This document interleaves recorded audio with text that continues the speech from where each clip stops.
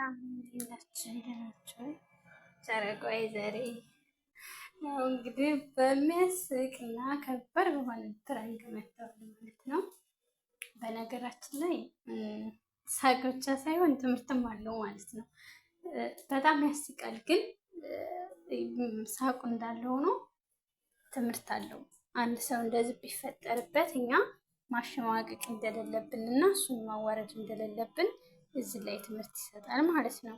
እና ደግሞ እንቅልፍ የሞት ትንሽ ወንድሙ ነው ይባላል እና እውነት ነው ማለት ቡቡ የዛን ያህል ውሃ ስረጭበት አልሰማም፣ አይሰማም የማይለማም ማለት ነው።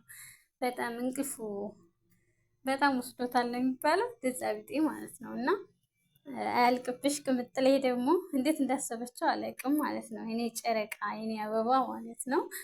እንዴት እንዳሰብሽው አላውቅም። ጥሩ ፍራንክ ነው። ዝሮ ትምህርትም አለው። እኛም ስቀንበታል። ቡቡ ትንሽ ቢሸማቀቅም ግን ደግሞ ፕራንክ ስለሆነ ችግር የለውም ማለት ነው። ለጊዜው እስከሚያልቅ ድረስ ጭንቀት ቢኖርም እና ደግሞ ቡቡ እራስ ጋር የመጣላት ነገር አለ ማለት ነው። እናንተ የሆነ ነገር ሆናችሁ ወይም አድርጋችሁ እናንተ ታታስቡት አድርጌዋለሁ ወይስ አላደረኩትም፣ አድርጌዋለሁ ወይስ አላደረኩትም የሚል ራስ ጋር የመጣላት ወይም ራስን የማስታወስ እሱን ነገርም በዚሁ ላይ እንደ ትምህርት እንወስደዋለን ማለት ነው። እና ደግሞ በዚህ ላይ አሪፍ ትምህርት ነው። ትምህርትም አለውም ያስቃልም፣ ግን ደግሞ ያሸማቅቃል።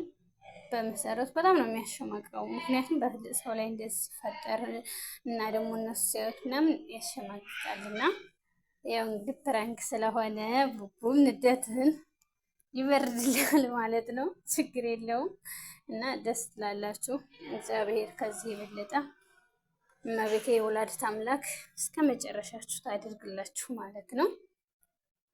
ጨርሻለሁ። ሌላ ምለው ነገር የለኝም። እና በስደት ያላችሁ እህቶቼ እንዲሁም ወንድሞችም ስላላችሁ እመቤቴ የወላዲተ አምላክ ከኃጢአት በስተቀር ያለውን የልቦናችሁን አሟልታላችሁ ለሀገራችሁ ለቅድስት ሀገራችን እንድንበቃ እግዚአብሔር ፍቃዱ ይሆንልን። እና በተረፈ ደህና ሁኑልኝ። ጨረቃዎች በጣም ነው ደስ የሚሉት። ከዚህ የበለጠ አድርጋችሁ እና ደግሞ ቁም ነገር አለ አይደለ ለትዳር በቅታችሁ ለማየት ያብቃን ማለት ነው። ደህና ሁኑልኝ።